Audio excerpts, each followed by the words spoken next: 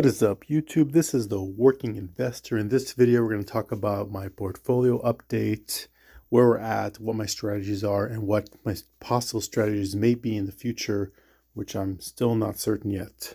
So let's talk about right now this portfolio. Right now, it says that I did put in around 53,000. I have $2 more grand to put in, and then I may put in more, but so it's crazy because like you could see here with these YieldMax high yield dividend ETFs that are based out of synthetic cover call options, option premium, I'm getting $23,000 a year, which doesn't sound like a lot, but one of my first jobs, I had to work 40 hours a week and I made like less than that. And to think that I'm getting that just from passive income, I know it's like many, many years later with inflation, but still very, very cool to know that. And it's like, this is what people get charged up with these high yield dividend ETFs, whether it's YieldMax Defiance or Roundhill or other type of funds or companies that have these funds, that they're able to get out of the rat race so much faster.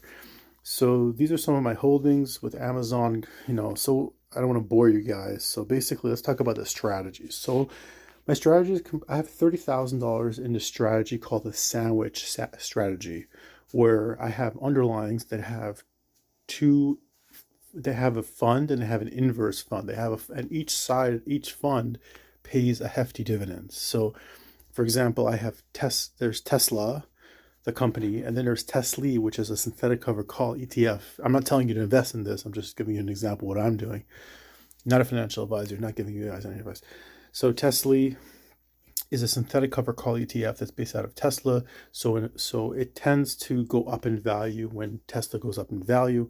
And then there's something called Crash, CRSH, which is an inverse fund of Tesla, which is actually a synthetic covered put and tends to go down in value when Tesla goes up, and goes up in value when Tesla goes down. So they kind of work in opposition. The idea is if you put roughly equal amounts in each fund, or whatever percent you want to do, you can use the one as a hedge against the other, possibly up to an extent of the strike prices of the puts or the calls, and basically try to keep your net asset value roughly stable. Maybe not. We'll see how this works out.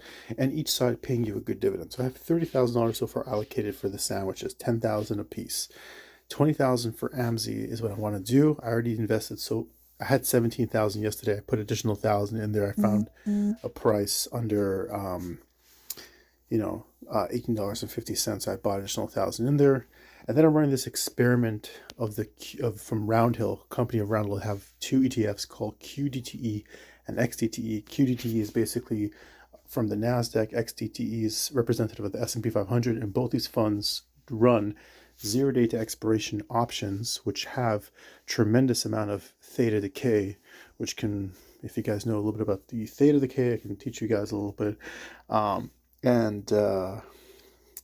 Basically they have a lot of premium, supposedly. But and the idea is, the kicker is they pay out weekly. So kind of, if you have no patience to wait a whole month to get your dividend, you get like instead of getting one big dividend once a month, you get like a quarter of it every week. People like it because it makes them feel like they're getting a paycheck every week, psychologically. But we'll see how this works, how it preserves its net asset value. I have 2,000 more to put into AMZ, and then we'll see what the future plans are.